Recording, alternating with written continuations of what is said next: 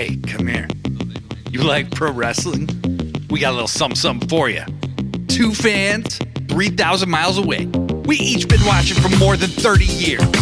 Celebrating the art form, the action, the homoeroticism. We ain't rating matches. We ain't analyzing stories. We ain't experts. We just sit down, shut up, and mark out! Hello, everybody. It is Blade Daily coming at you with yet another edition of Sit Down, Shut Up, Mark Out, a pro wrestling podcast about pro wrestling. And finally, thank you, little baby Jesus. Thank you. I am rejoined by my long-lost co-hosts, the one, the only, the greatest Canadian pro wrestling podcaster in the history of pro wrestling podcasts. The best there is, the best there was, the best there ever will be, Joshi G. Joshi G. Hello. Guess who's back? Back again. Joshi's back. Back again. Guess who's back? Guess who's back? Yes, I am back. Hello. I am Blade. Yes. It's been 2 weeks. Too long. That's way too little Joshi time for this podcast, okay? You were away. You were touring. Yes. Did you call it the Atlantic territories of Canada? I did. And on my quest, I was trying to find dildos to supply to all our God listeners. damn. D&D. D&D. But yes, I did explore the Atlantic provinces. So New Brunswick, Prince Edward Island, and Nova Scotia were the ones that we went to. We brought the dog with us, so that was fun.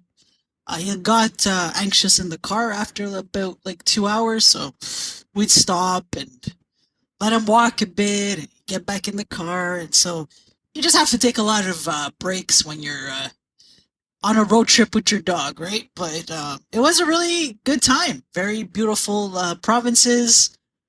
As a Canadian, I did find it sad that for so many years I had only seen 2 provinces. Mm-hmm. So I'm doing better now. But yeah, it was a really good time. I love Nova Scotia in particular, very coastal type of province. Mm-hmm. So yeah, no, I'm doing good. Back in the routine now. It's snowing here, which is actually a good thing because I want a white Christmas this year. We didn't get one last year. Screw that. So I'm ready for Santa Claus. And real quickly, I just would like to take a moment to thank Brett, Michelle for covering for me last week. You did a terrific job, so thank you very much. Appreciate you. Yes. Thank you, Brett, Michelle. So I'm glad you got some snow. Do you guys usually... Montreal, Quebec is kind of it's a pretty snowy region during the winter months, isn't it? Yes.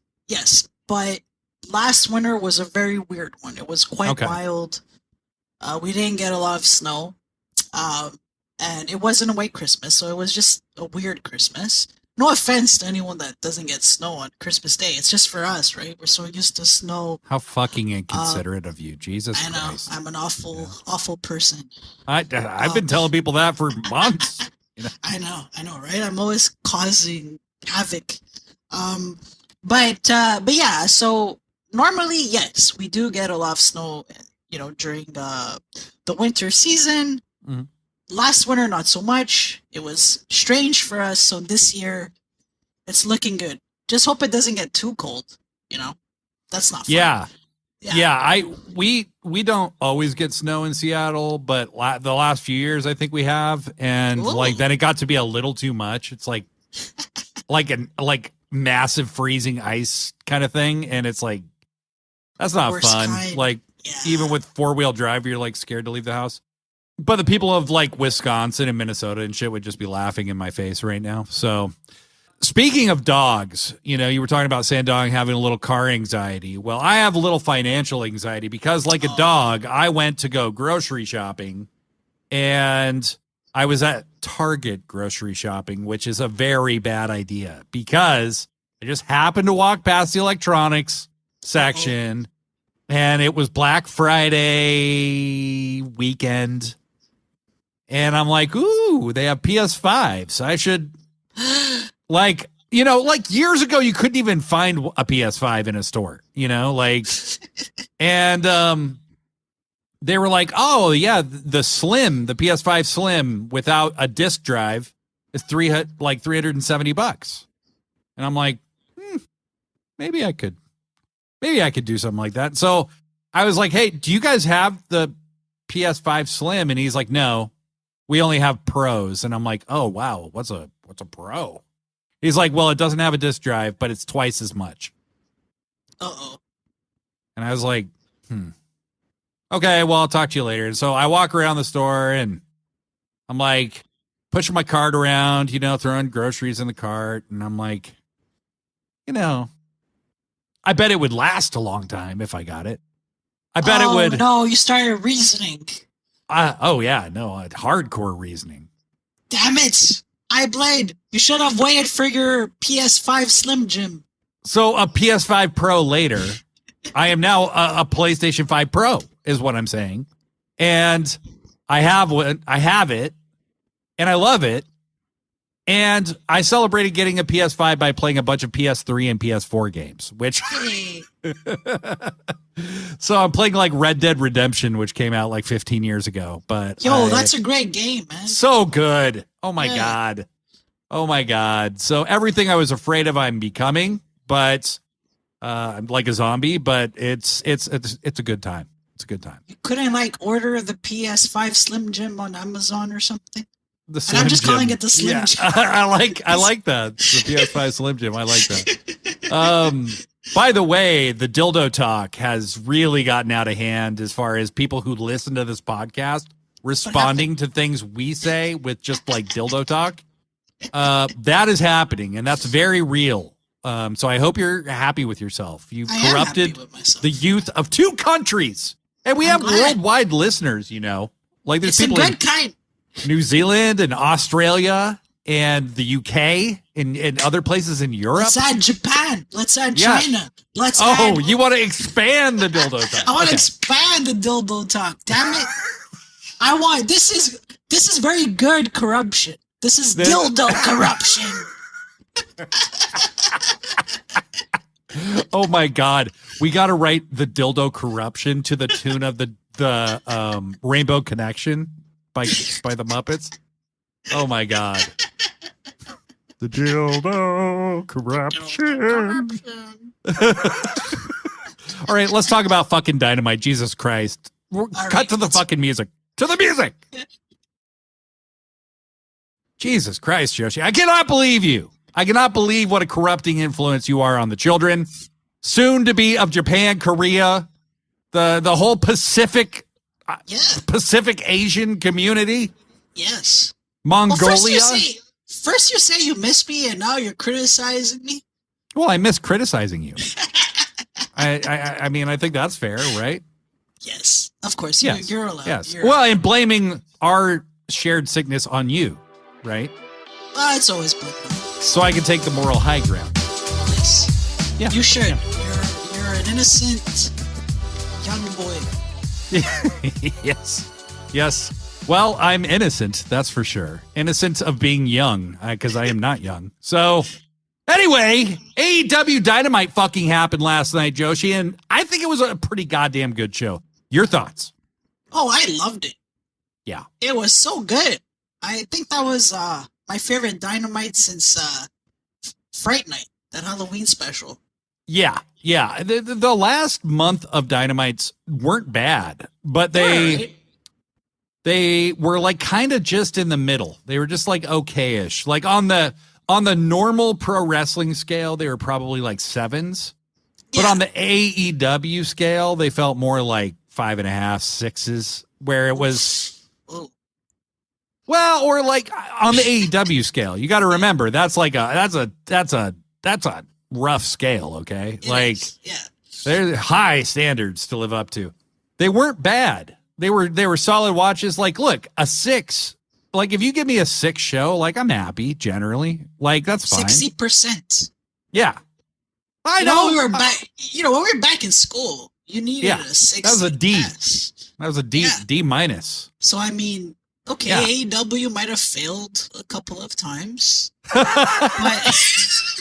I'm just saying there might have been a couple episodes that were a little bit under the normal standard of your usual like 80, 85, right? Like I agree. Yeah, of course. I would say Dynamite on average is like an 80, 85, you know? Yeah. And then like that Fright Night was like a 95, you know? Yeah. And you're just grading on a really strict scale. So the last night, and it wasn't just the product, it was the crowds were really weird the last few weeks. Like they'd get really up in the beginning and then they just taper off. And, you know, Daniel Garcia wrestled Kazuchika Okada, great match with a dead crowd. It does affect the way it comes across and it sucks. So I felt bad for them because they didn't do anything to cause that. They did a great job. So it's tough to watch a great show with a tired crowd or whatever it was, you know? So anyway, all that is to say last night felt like a significantly better episode of Dynamite and a significantly more enthusiastic crowd. They were in Indiana last night. So thank you, Indiana, for lifting us out of these doldrums of tired crowds. Yeah. Boring crowds. We don't like you, man. Yeah. Yeah, Chicago. Maybe you don't need 15 shows a year. Yeah. Why do you attend wrestling shows if you're going to be quiet? What's wrong with you? Well, it's Chicago, baby. I mean, they did, to be fair, they did tape a Dynamite and then immediately tape Collision right after it. So yeah, okay, fine. But, you know, come on. Come on. We could do better. It is C2 season. So Yes. last week was the beginning of that. We had some great matches, including that Daniel Garcia Kazuchika Okada match was super good. They went to a draw, which was pretty cool. Yeah, that was surprising. Really, that's a big moment for Daniel Garcia. Like, Yeah. massive. So that's kind of the biggest moment of the tournament probably so far, right?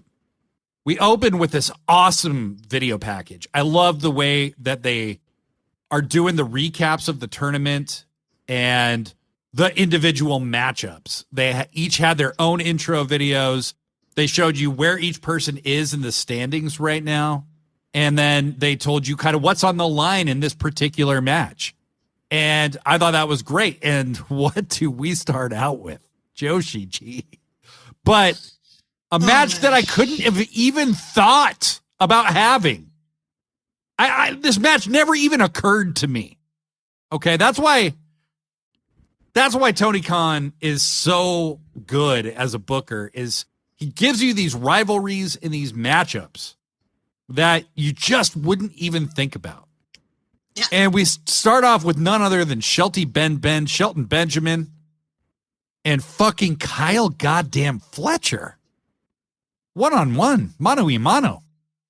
So we get Shelty Ben versus Kyle Fletcher. Joshi, you had some thoughts about Shelton Benjamin. Why don't you share them with the people? Sure.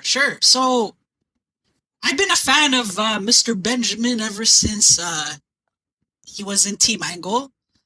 And it just seemed like they didn't really know how to use the guy in WWE. You know, like he would always have good matches, but I feel once they made him start talking and once he started losing a lot, it really hurt him. Man, I feel it's been a completely different story in AEW, especially last night. First of all, he looked like a freaking beast, man. That's the way he should have always been presented. He is not a small guy. You know, he's a big guy, super muscular. He's freaking intimidating. Yes. You know, like I wouldn't mess with Shelton Benjamin. You know, maybe I'd give him like a flower and say, hey, you know, in case I like piss him off, or like a beer and be like, hey, okay, sorry. So you're just going to carry like a flower and a beer around just in case you piss Shelton Benjamin off?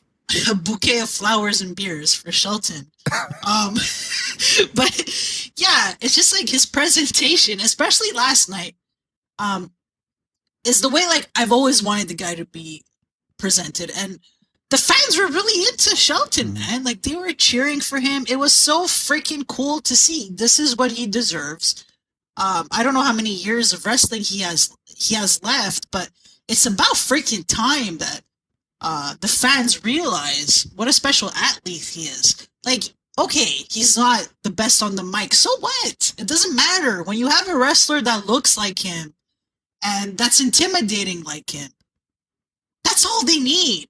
You don't always have to incorporate these freaking mic skills. You know, like it really depends. Some wrestlers can just get away with looking really tough and wrestling amazingly well, and that's Shelton. So I loved it. Hearing the fans chant his name was so great. And honestly, man, the fans hate Fletcher, and I love to see it. That is great. Like, he is an established heel now. A lot of the chants were anti-Fletcher, and I loved it. And you know he's loving it, you know, because he is over as a main event heel right now. Right now. No more like someday, no more whatever. That thing with Ospreay got him where he needed to go. And again, the Don Callis family feeling like a real thing. That's not just this random group of shifting membership all the time. Takeshita and Fletcher are the focal points of it. And I love the way this match worked, particularly because Benjamin and Fletcher are both heels. Shelton's getting cheered like a babyface. I mean, like, it's cool. Ospreay's better chance at Kyle, you know.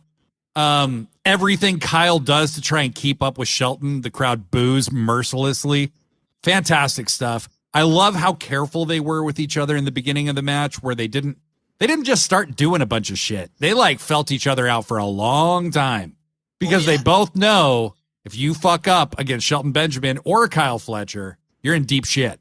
And they felt each other out for a long time. And then, you know, eventually the games begin. A lot of physicality in this match. There was a kind of this backdrop suplex thing that Benjamin did where he pretty much dropped Kyle on his fucking head. I was a little scared for a minute, but Kyle was fine. There are a few things like that really stood out, but great match. It kind of started to look like it was going towards a draw territory. And Fletcher just pulls out a little shithead win with his hand on the ropes. Did it perfectly. It was out of the ref's view legitimately. The ref couldn't have seen him. And he has his hands on the ropes. He gets a little bitch ass 1-2-3 on Shelton Benjamin. And Kyle Fletcher is rocking that like he could kick all of our asses at the same time in real life. Like for real. But you think of him as being a chicken shit little bitch and you want to see him get his ass kicked. Kyle's doing a great job right now. I'm so impressed with this kid. Oh, yeah, me too. And just something I want to mention quickly. I loved Shelton Benjamin's German suplexes. Oh, God. Just because he does them exactly like Kurt Angle, and I used to love the way Kurt used to do them. But also, I feel like, let's say I'll just throw it out there as an example with Christian Cage. The way he has been treated in AEW is the way he should have always been treated. And if this pattern continues with Shelton Benjamin, what an amazing way to end your career. You know, like in a company where you're actually being utilized, you know, to your full potential. I think we should do a bonus content at some point about the mid-carders from the Ruthless Aggression era and maybe even the late Attitude era, like Chris Jericho and Shelton Benjamin and Christian Cage, who never got that big push because they had a ceiling put over them artificially that they were so much better than. But like Vince and Triple H or whoever just decided this is as far as they ever go. And they never invested anything into getting them to that next level. They were just like, you know what? You're the gatekeeper heel to the main event. We should talk about who else they could sign that could have like a career resurgence in AEW because there's definitely more of them. Yeah. So Kyle Fletcher, steals one from Shelton Benjamin. Shelton doesn't look happy. The crowd's not happy. So they go to the back. And who should come out next but Hook? And Hook comes out looking like he means business. And recently, on a collision, he had been challenged by none other than a young Nick Wayne. And Nick Wayne challenged him for an upcoming show, I believe at the Hammerstein. And Hook's not interested. He basically is like, fuck you, I don't care about you. I want to fight Christian Cage at those shows, like at a Rampage, at a Collision, whatever. I don't care. I want to fight you, Christian. And Christian and Mother Wayne come out through the tunnel. But before they even really get too far into anything, Kip Sabian and Nick Wayne jump Hook from behind. A big beatdown occurs. And Christian says something very interesting. He says, I'm not going to fight you, Hook. I'd rather fight your father in New York. And I'm like, there have been enough weird kind of teases now. That was the last one that kind of pushed it over for me. Like, is Taz going to do something physical? I'm not saying he's going to wrestle a match. He can't. But, like, is he going to do something? Didn't I tell you that this was a possibility? Remember? Yeah, and you brought it up, no? and I was like, that's ridiculous. Yeah. Yeah, Joshi G has some good ideas. Yeah, well, I'm just saying, this is kind of starting to push it over. Yeah. Like, is something really gonna... Look, all I would love is just to see Christian put in the Taz mission one time, okay? Yes, me too. That'd be great. Like, Hook lays out Kip Sabian and lays out fucking Nick Wayne, and Taz gets the Taz mission on fucking Christian. That'd be enough for me, okay? But it certainly seems like it's leading to something. I think Taz is definitely making an appearance at the Hammerstein in one form or another. You know, he did have his knee replaced. Might have had both his knees replaced. I'm not sure, but it's, you know, it's a pretty intense surgery to recover from. So more big love out to Taz. He is very much missed in the commentary booth. We love you, Taz. There's a quick interview with Mercedes with Renee Paquette. She told Renee once again not to interrupt till she goes wherever the fuck they were, like in Indiana, this place. And then they talk about Camille being attacked. Mercedes is like, I'm not liable for that bitch. She doesn't even work for me anymore. And makes a point of saying she's going to be watching Anna Jay, which I thought was interesting. But that was just kind of a quick teaser. It wasn't the main course yet. So moving on, go back to MVP, talking to Shelty Ben and saying, look, man, that's not how we do it. I'm disappointed. I love you, but I'm disappointed in your performance. And Bobby says something to Shelton. I didn't catch exactly what Bobby said, but he kind of seemed to express some disappointment as well. And then they walk away. And then this crew guy bumps into Shelton. And that was the wrong time to bump into Shelton. This guy is tiny, and Shelton trucked him like a fucking toy. Like, and then some other people tried to intervene on this guy's behalf, and Bobby joined Shelton, and they just both crush like a truckload of people, right? Yeah. And I just love this presentation of the Hurt Syndicate. They are so fucking badass. And MVP is happy with Shelton again. He's like, that's how we do it. First off, Blade, how dare you not mention how amazing Mercedes looked? Although she looks good every week. I mean, I just assume it's a given. I mean, Jesus. Yeah, I know. I'm just messing with you. Secondly, I love that. Like, that's the way the Hurt Syndicate needs to be presented in AEW. They're all three big, muscular dudes. I love it. I love this faction so much. I'm really glad that the momentum's continuing. Like, regardless of the fact that Shelton lost, it doesn't matter. The tournament's not over. Bobby Lashley, he did beat Swerve. So, I don't know. I just really like these guys, man. I didn't expect this. I really didn't. You know, like, I can't believe that they're in AEW and I'm such a huge fan now. I mean, again, I always liked MVP. I've always liked Shelton, but they weren't, you know, like my favorite wrestlers and all. I have to watch these guys. But in AEW, that's how I feel now. And that's just really amazing. That's all. No, totally. I mean, they are amazing. Like, they're just fantastic together. And, again, three guys, Lashley did get a very big push at a couple different points, but Of course, yeah. MVP and Shelton were kind of criminally underused. And they are now being put in this spot where they can really show their talents unencumbered. And I think that MVP really, honestly, is a shining star in AEW right now. Oh, my God. Yeah. Then we get to what I considered to be the weakest part of the show, and that was the Dynamite Dozen Battle Royal. Yeah. The participants were in this order: Adam Cole, Kyle O'Reilly, and 10 other fuckers who had no chance of winning whatsoever. That was Evil Uno, Brian Cage, Lance Archer, Dante Martin, Darius Martin, Action Andretti, Leo Rush, Mark Davis, Rocky Romero, and The Butcher. Yeah. Come on. Right? Number one, it's a battle royal where the last two people will wrestle next week. Mm-hmm. Snore. Okay? Fuck that. I hate battle royals that end with two people in the ring. Okay? I agree with you. Yeah. Like, somebody should win the goddamn thing. Just win the battle royal, and whoever wins it faces MJF. Now, I do think there was a storyline reason for this, okay? Because obviously next week, Kyle O'Reilly and Adam Cole have to face each other. So that's what I wanted to ask you. Who's winning next week? My gut's saying Kyle O'Reilly, to be honest. I think Kyle O'Reilly is going to win. I think Kyle O'Reilly wins. He's going to face MJF at World's End. And I think Adam Cole might be the reason he loses, because I think Adam Cole doesn't want Roddy or Kyle O'Reilly to beat MJF.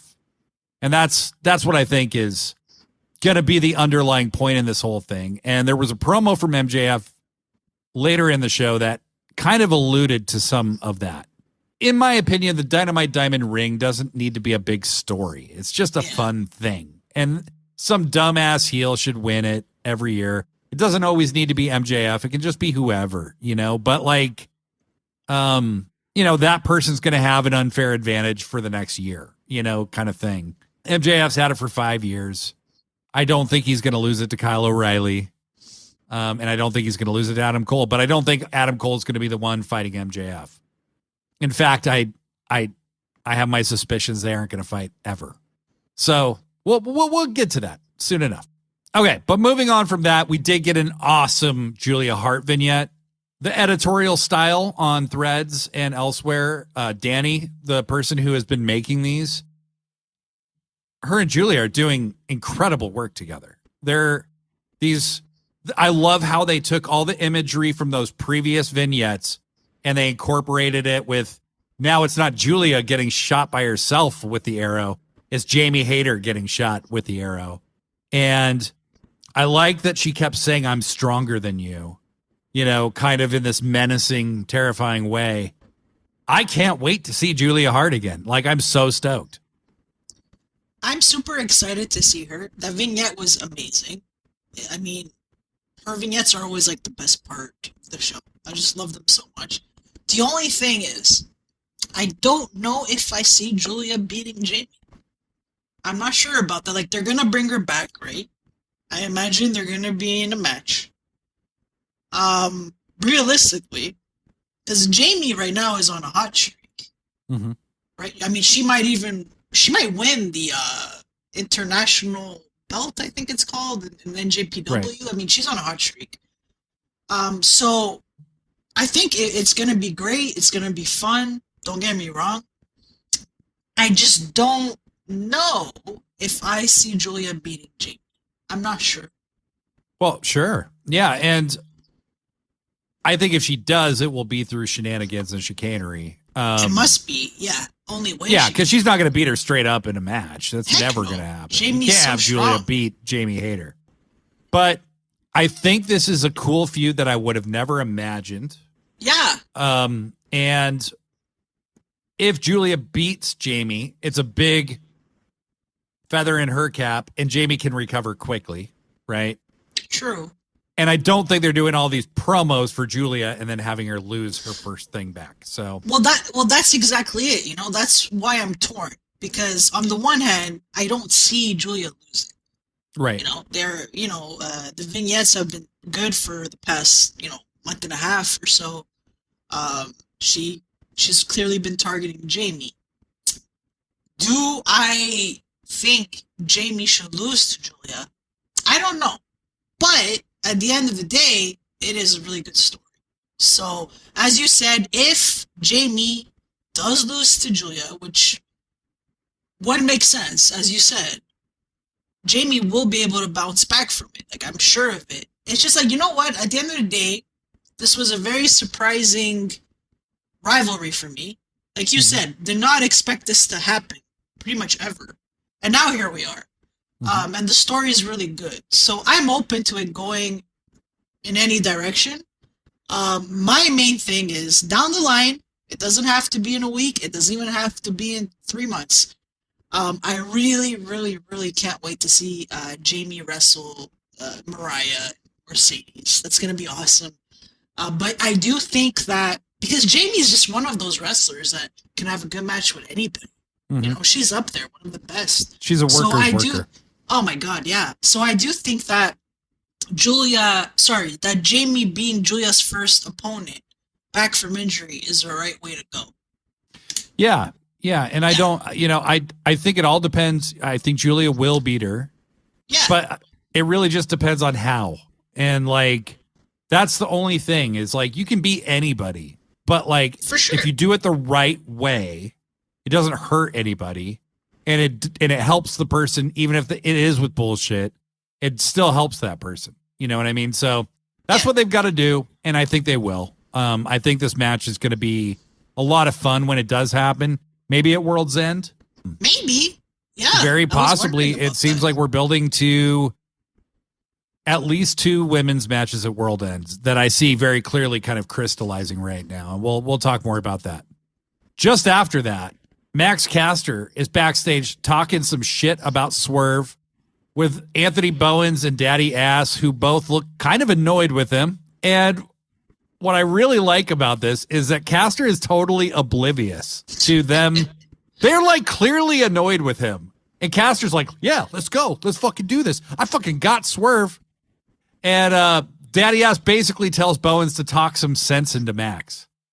And Bowens finally says the thing I've been waiting for him to say for months, which is like, why are you, if you're going to call yourself the best wrestler alive, then you should get out there and prove it. And I don't think that's what Daddy Ass expected him to say, but that's what he said. And I loved it because Bowens is clearly getting over Max's bullshit. And Max is like, yeah, you're right. I should go out and prove it. All right. Whoop.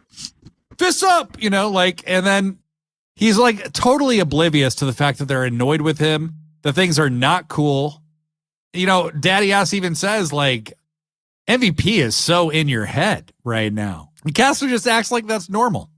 So then Caster comes down to the ring, and this is the most important thing I think to say about this match is when the fans want something to happen and the company resists it.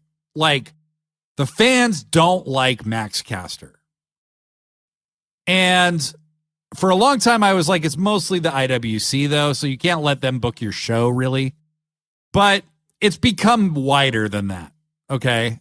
And Max Caster is not liked, okay? And people kind of think he's like this red-pilled mega weirdo on Twitter, right? And so now his raps are reflecting what fans think he is. How good does it feel as a fan when you see somebody run with what the fans are saying? That's why Jericho is so frustrating, right? It's like the fans don't want Jericho, and he keeps getting shoved down our throats, and the fans rebel against stuff like that. But now I guarantee you, if Max Caster runs with this character for a while, he's going to start getting cheered. That's like the way this works now, okay? So he does this promo, making sure to take some jabs at, I don't know if it was this one or the one he did before, where he literally took a jab at Kamala Harris. He took a jab at all these people on his way down. The fans are booing him. At the pay-per-view, he was flipping the fans off. Like, you know, it's clear you're not supposed to like Max Caster anymore. And then dun dun dun dun dun dun dun, swerve swerve, dun dun dun dun, Swerve, swerve, and swerve. yeah, and then Swerve and Nana come down, and we are witnesses to a murder, essentially. Swerve just beat the shit out of Max Caster. There was no competition in this match. It wasn't particularly close. There was no point at which you felt Max Caster had some kind of upper hand. Swerve beat the shit out of him and fucking finished his ass. Hits him with, just knocks him out. Swerve's getting out of the ring after fucking giving the house call to this little bitch. And Caster's starting to squirm a little bit on the mat, and Swerve's like, you know what? I'm not done. He gets back in the ring, hits a big Swerve stomp on Max Caster, and looks at the camera and says, Lashley, this ain't over. Which I suspected it probably wouldn't be, right? You don't essentially have Lashley kind of squash Swerve without them doing a rematch. He's just too big a star to do that with. So, Joshi, your thoughts? Oh, man, I loved it. I did too. Max Caster, he's very unlikable. Yes. Well, recently anyway. So I'm so glad that they've just accepted the fact that he should be a heel. And he has been doing a great job at it. I mean, as you said, he's very oblivious. Says things that piss me off. It's working. And plus the fans are reacting to him. And yeah, as for Swerve, I just love the fact that he killed them, essentially, and that whenever he would hit a really big move, whether it was like the swerve stomp or the house call, he had that really intense look on his face where he's not messing around. You know? Mm-hmm. It's just, you know, when it comes to Swerve, this guy is the most over wrestler in AEW and the most badass, regardless of whoever comes in the company and regardless of size or anything like that. He is just so damn cool. Like, how can you not root for Swerve? He has become, in my opinion, the most must-see wrestler that AEW has. Everything he does is good, and everything about him is just perfect. It's what you want in a wrestler. So I'm looking forward to Swerve Lashley Part 2. I think that's gonna be great. You know, for a long time they said that Hangman was the main character in AEW, and I totally agreed. Right? Oh yeah, I love Hangman. I think AEW has two main characters. I think Swerve interrupted the continuum of AEW when he started that feud with Hangman, and Hangman literally was so generous in that feud with Swerve that there are now two main characters, and it's Swerve and Hangman, and they are the main characters of AEW. And if Tony's smart, and he is, I think he sees that with Swerve. The crowd adores Swerve, you know? Well, yeah, Swerve has to be that guy in the company that is one of the main, one of the, I'm trying to find a way to put this. Maybe cut this out. Hold on, let me think. Okay, I'll repeat that. So, the thing about it is that Swerve has become one of those wrestlers that you have to kind of treat like a, let's say, like a Roman Reigns to an extent. He is just such a big freaking deal. Even if he's wrestling in the mid-card, whatever, he always needs to be presented as a main event guy and as one of the top guys in AEW. I mean, that's where he's at now. And it's not like, we started cheering a lot for Swerve, I guess a year ago, let's say. And his momentum, the reaction to him has not calmed down at all. He is freaking over. And, and when somebody has that kind of longevity and you can just tell that everything they do works, that's one of your top stars. And, he should always be a centerpiece in AEW. Yeah, I haven't been on social media a whole lot since the election, but when I go on Threads or if I go on Blue Sky, I still see a lot of people making fan art of him with the belt. Mhm. Like, Yeah.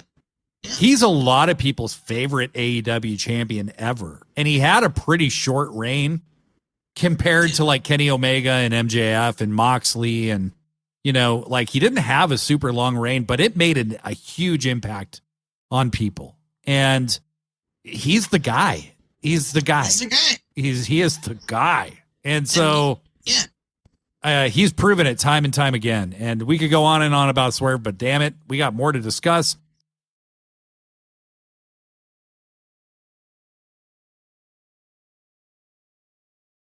MJF appears on our screen. He's not in a spooky mansion. That's an upgrade, I guess. He's kind of in a bar.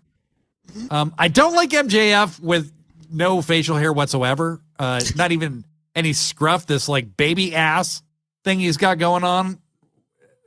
You know, like it's weird. Looks like a child kind of. He cut a really good promo, honestly, on Adam Cole. Kind of going through Better Than You, Baybeee, how good they were together, which was kind of, I thought, a very interesting thing. How good they were together. He lays out exactly why Adam Cole's a villain, and he's not wrong. And he talks about the butterfly effect of Adam Cole turning on him, which is because of you, Roderick Strong got his arm broken. Because of you, John Moxley's the champion running around murdering everybody. Because you turned on me and screwed me. Now, the truth is, Samoa Joe beat his ass clean before Cole turned on him. So that had nothing to do with anything. But they're both heels. And I am still firmly of the opinion Adam Cole is not a babyface. Okay?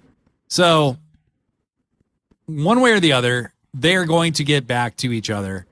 But it was a very good promo that would have been 10 times better if MJF was in the arena. Straight up. That's my issue with it. Where is he? I think he's probably doing movie-related stuff right now in between. But it's tough because it's like, it feels very John Cena-like, except MJF's like 28. You know what I mean? Yeah. Like, he hasn't had a full, long career where he's like, No. you know. And especially because he came back from injury at Double or Nothing. He got a huge reaction. Right? And he's just been, you know, the fans generally react to MJF, whether he's a babyface or a heel. So him not being there for the past month and a half, it's weird. You know, like he really needs to be a big deal in AEW, and that means having to show up at the arena. Like I can understand 1 week being at the arena, the next week not being at the arena, fine. But like he's never there now. Right. Well, and a lot of these segments, I'm sure were all filmed at one time. Exactly. It really feels that way. It just doesn't feel immersive like MJF. It doesn't feel like his heart is in AEW right now. And I know that's not true, but that's how it feels. Exactly. You know, you can't argue with perception. And that's the perception that these promos are giving me, is that Max is always off doing something more important than wrestling. And I know, you know, obviously put in the same exact situation he's in, I'd probably be doing the exact same thing he's doing. But it's just, as a fan watching the show, I want MJF to feel like a big part of AEW. And right now he doesn't. So I agree. You know, we'll get to that. I think if this story concludes with something big happening, we won't care about any of this later, but they got to get there. MJF, damn it. Yeah. He's the product misses him for sure. Yeah. Jay White and Pac had a fucking great match. This was probably the highlight of the night for me. How good does it feel, Joshi, to have Jay White on Dynamite every week? It's about freaking time. Right? Yeah. Jay White is perfect. He's the man. I mean, he's sure, fucking whatever. Man. Like, you know, sometimes he has crap coming out of his mouth, but, you know, it's not a big deal. These are people will comment like, oh, he needs water. What the hell? He's like foaming from the mouth. Okay, I don't really care about that. But when it comes to character work, presentation, wrestling skills, this guy is one of the best. And I love Pac. I love both these guys. So Yeah. watching this match, this was my match of the night, by the way. Watching this, I'm fully into it. Both these guys, I love them both. I'm like, yeah, for sure Jay White's gonna win. No way Jay's going to lose. But man, did they do some like really crazy spots, and just countered each other's moves, and it was so darn good. Like I remember when I was watching it with my husband, and my husband was like so into it. He was so focused that whenever I would try to like talk to him, he was just in his own little world. He was just so into that match. Like, I don't even think he heard what I said or whatever. But it was just, oh man, I want to see these two wrestle each other again. My goodness. Well, I think we will. We will. I mean, the chemistry was off the charts, as you would imagine with two guys this good. Notably, Wheeler Yuta was cornering Pac, and they proceed to have this incredible match with great chemistry. Wheeler interfered a couple times, gave Jay a pretty stiff clothesline. Pretty much when Pac was up in the match, it was because Yuta interfered on his behalf. I like that Pac was generous like that, where he gave Jay that, like, he can only kind of get the advantage if Yuta helps him. I mean, Pac's a true heel, right? I did not like Pac being a gatekeeper heel when he was the leader of Death Triangle, okay? Yeah. The role he's in now with Death Riders, it's perfect for him, okay? Because he can be that gatekeeper heel, and I don't mind when he loses because Jay White is heading towards the main event, and everybody knows it, okay? The inspiring thing that they've done with Jay is turn him babyface and barely change his character at all, okay? He's just too fucking cool not to like. Yeah. But maybe the coolest thing in this match was Jay positions Pac for the Blade Runner, and Pac counters it into a brutalizer. Oh my God. And Jay stands up, and he's got Pac. He literally looks like he's being crucified by Pac's body. And he's bleeding from the mouth, and he kind of falls towards the ropes and barely gets his hand on the ropes. So good. How Such cool good was stuff. that? Jay bleeding from the mouth like that, and Oh my God. Jay is so good at every little goddamn thing about this fucking thing we love called wrestling. Yeah. I mean, we gush about this man every week, but there's a reason, people. He is so good. Can't miss. So Jay gets to the ropes, rolls out of the ring as Pac distracts the referee. Yuta hits him with a goddamn Busaiku knee. Okay, and I'm starting to think like, oh shit, is Pac going to steal one from Jay? Yeah. Yuta rolls Jay back in. Pac picks Jay up, and out of fucking nowhere, Jay crushes him with a Blade Runner. 1, 2, 3. Pac gets pinned by Jay White. Yuta's like, what the fuck? Can barely believe it. He runs in. He starts wailing on Jay. He then also gets hit with a Blade Runner out of nowhere by Jay. I love this Blade Runner out of nowhere thing that they're doing. It makes it feel like the stunner or like the RKO kind of. And that Jay can beat you at any time from any angle, from any direction. I love it. I just love it. I love the way he was portrayed in this as a total badass gunslinger kind of. Marina runs down to the ring. And these two have a weird face-off because last week, Marina did a booby choke. That's what we were calling it. Booby smother on Jay White. She choked him out. And they have a little standoff, and there's just a little look of fear in Jay's eyes because he does not know what to do here. He's not going to attack Marina, right? But he knows how dangerous she is now. And while they're facing off, Jon Moxley ambushes Jay White and gives him, he doesn't give him the big, tall Death Rider. He just hits him with that really abbreviated snap Death Rider. Joshi, your thoughts so far in this moment? It was so good. Like, so good. When it comes to Jay White, I want him to keep using the Blade Runner spontaneously. Like you said, like Austin with the stunner, because the fans just really like that, when there's a move from nowhere, like whether it's like the RKO, yep. or the stunner, and we don't get to see that much in AEW. So I think this should be Jay's thing. You know, like, listen, I'm not gonna say, oh, he's like Stone Cold Steve Austin. There's only one Stone Cold Steve Austin. He's Jay White, okay, and we love Jay White for who he is. But I want that to be an ongoing thing. Blade Runner out of nowhere. You're like, holy shit. I just it's the one thing missing from AEW right now. Exactly. And people love those out of nowhere finishers. Yeah.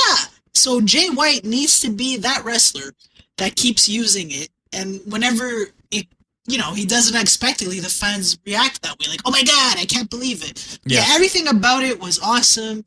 I love Jay White, man. Like, you know, I can go on about this guy for hours. But yes, loved everything. So yes, please go on. Yes. So Moxley has hit the Death Rider, or hit a Death Rider DDT on Jay. They're kind of standing over him when whose music should hit, and a literal shiver went down my spine. The adrenaline got flowing so hard because Hangman Page's music hits.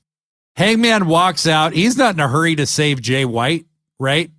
He's not there for Jay. He's got unfinished business with Jon Moxley. And he walks out very casually. But what a badass he looks like, right? Like Hangman just rules. He just rules. Well, that's the thing, Blade. It is so hard to be an AEW fan sometimes, in the sense that you think one wrestler is your favorite, and then, you know, you're like, okay, wait a second, but I love this person, I love that person, I love that person. I mean, Jay White looked freaking awesome, and then you have this freaking cowboy, badass, anxious millennial cowboy come out, looking so awesome. I have so much love for Hangman, too. I just love the diversity in the company, honestly. They're building this whole new roster of baby faces right now that I think is really inspired booking. And so Moxley's like, fuck it, I'm going to confront you in the entryway, right? And they're like kind of like 5 feet apart, and this camera crew guy he's got a cable, he's like carrying a cable for one of the camera guys, and he puts it around Moxley's neck, and the crowd for a second doesn't even know what the hell is going on. Is this somebody going into business for themselves? And they tear their hood off, and it's Orange fucking Cassidy. And now you've got this crew of Orange Cassidy, Hangman Page, and Jay White kind of aligning for a second here. And it's out of convenience, obviously, but Orange is choking the shit out of Jon Moxley. Orange looks serious as hell. I love it. My adrenaline is peaking during this moment. And they roll Moxley into the ring, and you have Orange hitting an orange punch on Moxley. Moxley, being the monster, doesn't go immediately down, but Jay White hits him with a Blade Runner. Moxley's not knocked out, though. He's like, what the fuck just happened, kind of thing. And Hangman jumps to the outside, waits for Mox to get back up, and hits him with a buckshot lariat. I don't know what's happening, Joshi. Is Hangman turning babyface?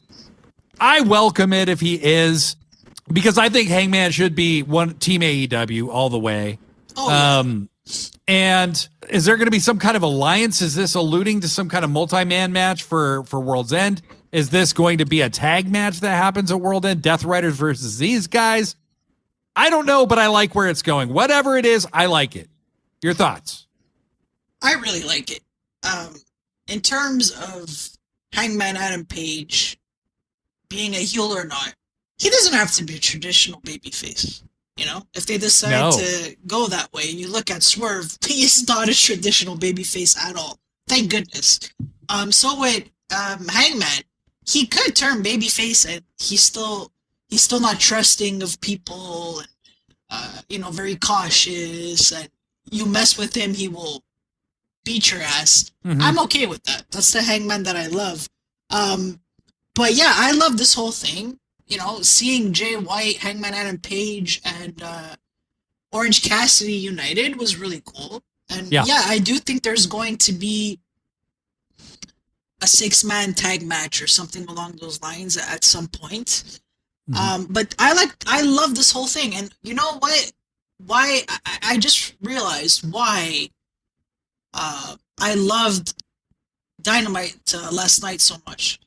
Another reason was because finally the baby faces got the upper hand. And that Yes. really needed to happen.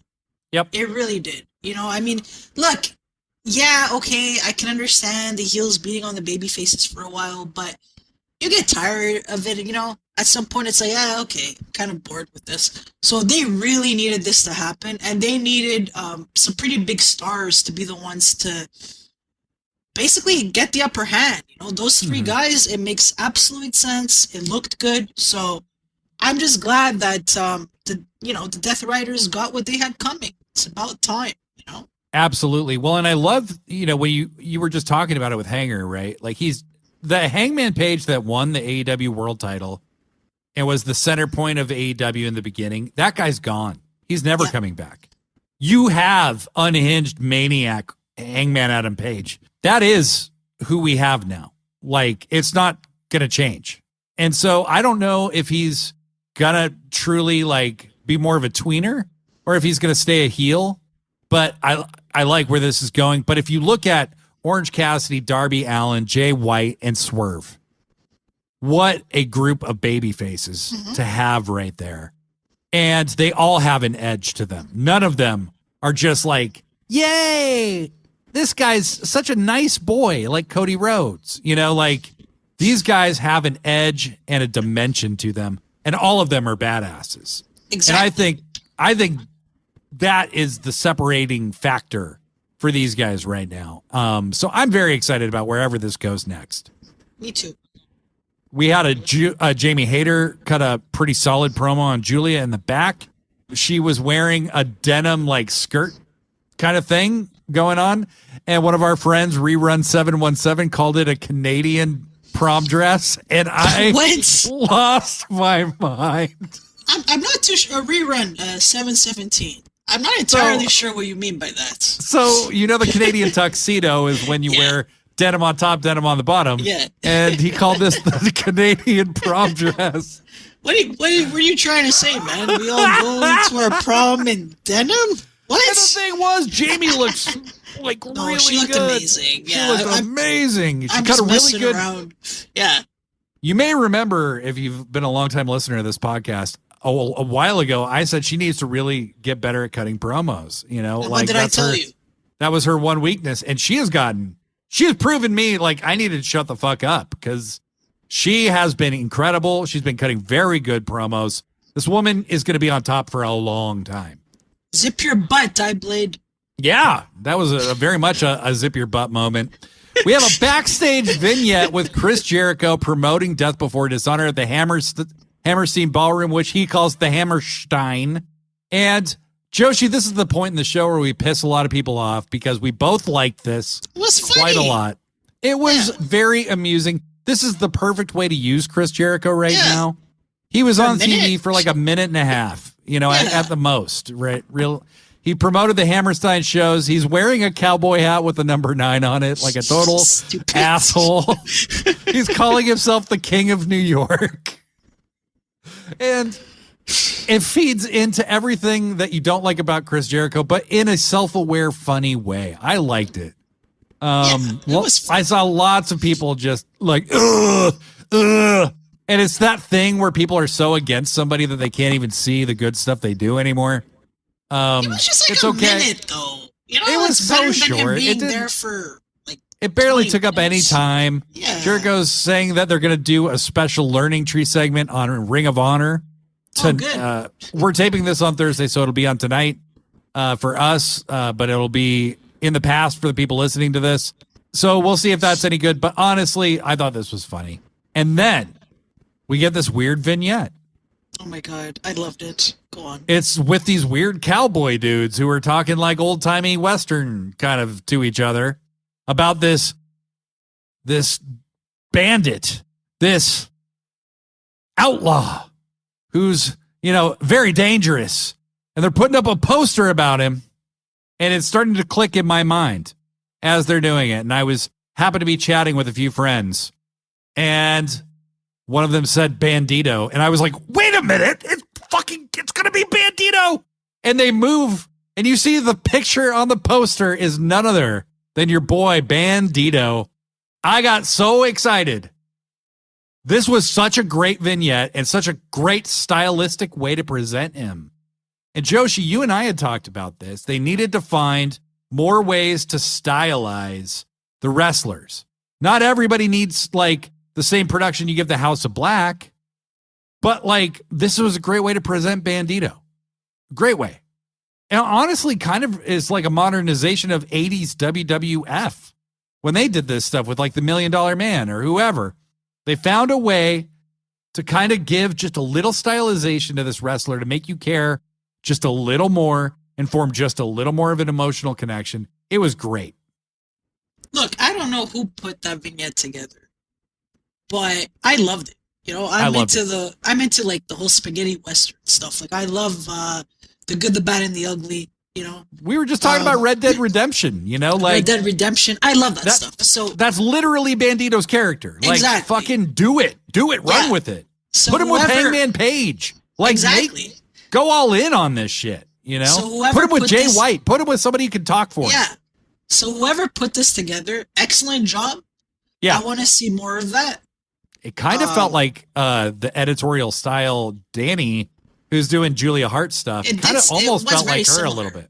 Yeah. Yeah. But that's the style that I like. So if they could somehow stick to that style and it could be like all across the board, I love it. Like it really makes the product seem different from everything else. Mm-hmm. And just real quick, the little like video packages before the matches, mm-hmm. I want that to be a regular thing too.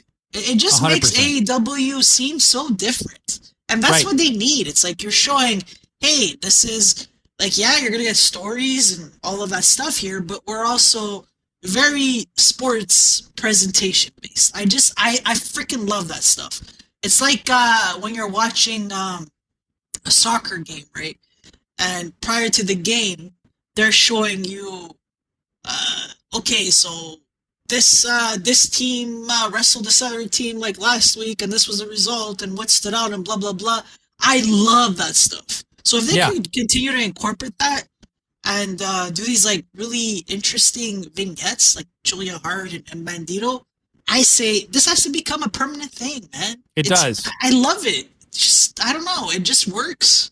Just enhance your presentation. Like we all love the sports-based approach, but just like use the video to enhance that. Enhance the sportsness of That's it. Yes. You know, that's all you need to do.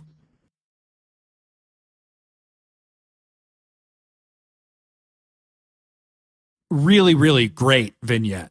And great C2 videos that they showed throughout the whole night for every match. It made you see why somebody needs to win or somebody wants to win, or you know what I mean? Like what their career stats against each other could be. I've always felt, this was maybe Tony's original idea, but for some reason it just kind of never happened. And I think the pandemic maybe threw some of that into chaos, but like show the history between these guys. Show, how many times did they wrestle before AEW? How many times, that kind of stuff. That's what sports-based presentation means to me, Exactly. The next match we got was a really strong match. I don't like that they're returning to this women's format that they had before Mercedes showed up, where it's like the women are in this spot always. But they did give them a good amount of time, I will say. Anna Jay versus Penelope Ford. Really strong match from these two. Penelope's looking so strong in the ring. Anna is really holding her own now. She's getting a push, and it's much deserved because her work has caught up to her promos and her look. And she's just kicking ass. I mean, really, really kicking ass. And they just have a great back and forth. And Penelope hit that flipping elbow thing. Remember, she tried that in her first match back, and she kind of botched it and just kept going like a pro. Yeah. But she hit it like a fucking champ this time. Looked so good. They have a great back and forth. Anna, I can't remember what this move is called, but Anna catches her in kind of that thing where it looks like it's going to be the gory stretch, but then they just drop you onto your face. She hits that on Penelope, gets a clean win, and the CEO music hits. Mercedes comes down to big sis Anna Jay, says, hey, Chris Statlander couldn't beat me. Why the hell you think you could? I have an idea. Why don't you come back in 10 years when you're ready? And great heel shit from Mercedes. 6 months ago, they were saying Mercedes couldn't do an in-ring promo. Bullshit. She's doing a great one tonight. And Anna Jay bitch slaps her pretty seriously, like just slaps her. And I think these two are going to fight. Aren't they wrestling in 2 weeks from now, or like holiday? I think it was holiday. Are they? Have they announced that for TV? Okay. Yeah, they did. Yeah. Okay. All right. But I thought it was a very good match. Anna Jay has improved so much this year. Penelope Ford, considering she hasn't wrestled for 2 years, she's still looking pretty sharp. I love that after Anna slapped Mercedes, she removed the title from her waist. She takes one earring off, and then she looks at her watch, and she's like, okay, nope, gotta go. I was laughing so hard at that. It was and then the fans are booing. I wanted to mention it, but I knew you wanted to mention it too. Yeah, so it made me laugh. I couldn't stop laughing. Yep. Mercedes Moné. Like she had an appointment that she had to get to. Yeah, it's like, hey, gotta go, sorry. Like her gold watch. Hey, I would beat your ass right now, but I got stuff going on. Her gold watch, right? The thing about Mercedes is that she is such an excellent heel. Yes. Just let her do that. Let her do that. She's funny. People that say she can't talk, I don't know what the hell you're talking about. Like, recently, she has been good on the mic. I would say since Wrestle Dream especially, it's like elevated a level. Yeah. Well, really since she got done with the Brit feud. Like, it really elevated from there. And I loved how I think she came out with them on. She was wearing these glasses that were covered in glitter. You can't see through the glasses. Like, there's no way you can. But it's like such an asshole thing to wear. Like, only an asshole would wear that. And Mercedes is just, she's so good. I'm loving her presentation right now. Yes, give me more. We go to a backstage interview with Mariah May sitting with Renee Paquette. And I can't remember what exactly Mariah said to Renee, but it pissed her off so much that she immediately wanted to walk off. Renee, this is the only time I've ever seen Renee try to leave an interview. But she's like, fuck this, I'm out of here. And Mariah's like, no, Renee, sit down, sit down. And so Mariah, looking like Mariah looks, like just incredible, has Renee sit down, talks about, hey, I'm doing this because I love Mina, not because I hate her. I'm giving her a championship shot. I'm giving her an opportunity. And as she's talking, Mina walks in from behind, just like Mariah did to her last week when Mariah broke a champagne bottle over her head. Mina also has a champagne bottle. She gives it to Mariah and says, do it to my face. Make me work.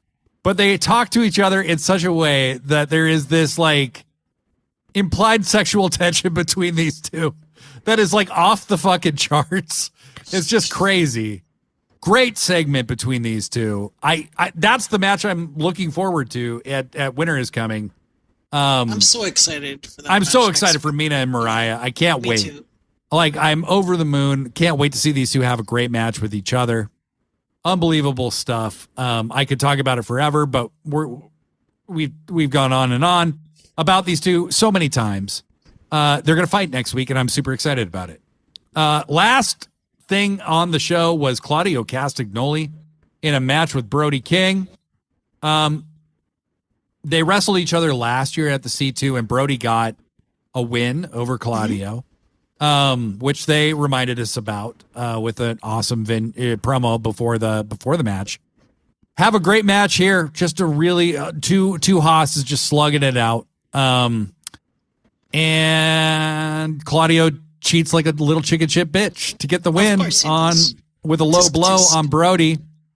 And that's the end of this show. It was a great show. Yeah, it made sense. The ending. The more we talked about it, honestly, even now, I'm like 8.5. It was a great episode of Dynamite.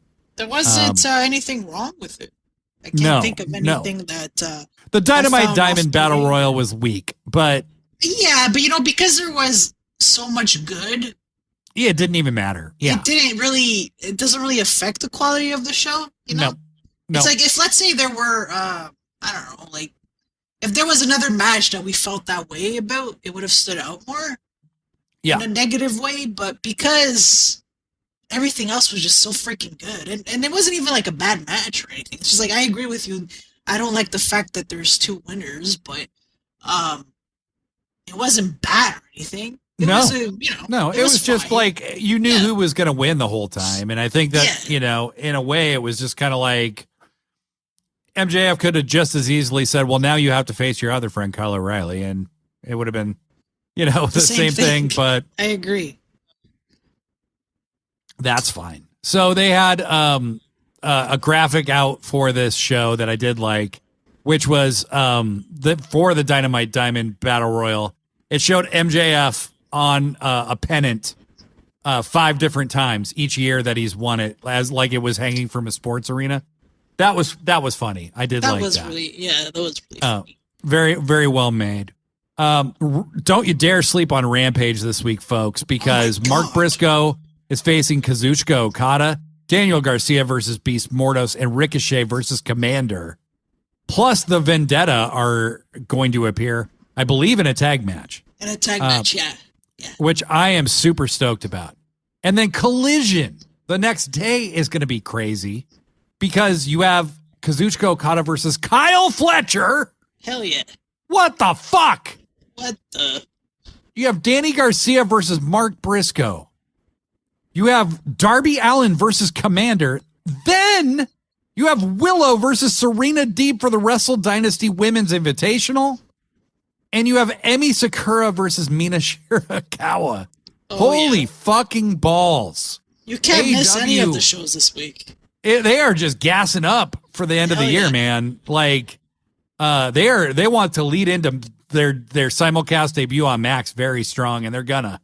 Because, this is going to be wild. And then they've already announced matches for the coming weeks. I know Will Ospreay versus Darby is the Holiday Bash main event. That's going to be insane. I can't wait. There's so much good stuff coming up. Very exciting times.